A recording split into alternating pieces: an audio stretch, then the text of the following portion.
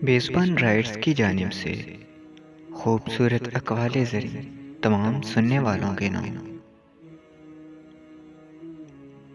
दुनिया के सभी लोग खूबसूरत हैं, बदसूरती तो हमारे रवैयों और सोच में है।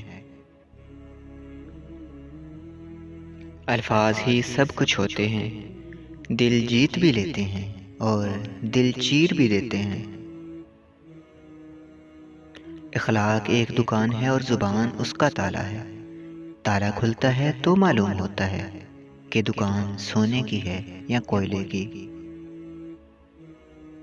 मैं जैसे जैसे लोगों से मिलता गया, मेरा ईमान भी मजबूत होता गया कि इखलाक भी रिज़्क है जो किस्मत वालों को ही मिलता है। डिग्री तो महज तालीमी अखराजात की रसीद होती है। इल्म तो इंसान की गुफ्तगू और अमल से ज़ाहिर होता है। रब को इबादत से और मखलूक को अपने इखलाक से राज़ी करो, दुनिया और आखिरत दोनों में खुश रहोगे। खूबसूरत चेहरा भी बूढ़ा हो जाता है और एक दिन पुरकशिश जिस्म भी ढल जाता है, लेकिन एक अच्छा इंसान हमेशा अच्छा इंसान ही रहता है।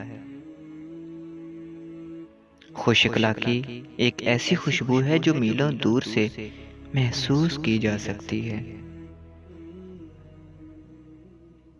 दुनिया के हर मैदान में हार जीत होती है, लेकिन इखलाक में कभी हार और तकब्बुर में कभी जीत नहीं होती। दिलों में उतरने के लिए सीढ़ियों की नहीं, बल्कि अच्छे इखलाक की ज़रूरत होती है। अच्छे इंसान के साथ अच्छे रहो, लेकिन बुरे के लिए बुरे मत बनो, क्योंकि तुम पानी से खून साफ करते हो, लेकिन खून से खून साफ नहीं कर सकते। खुश अखलाक लोगों से खुश अखलाकी से पेश आना कमाल नहीं, बल्कि बद अखलाक लोगों से खुश अखलाकी से पेश आना कमाल है। बोलना सबको आता है, बस किसी का दिमाग बोलता है, किसी का इखलाक बोलता है और किसी की जुबान।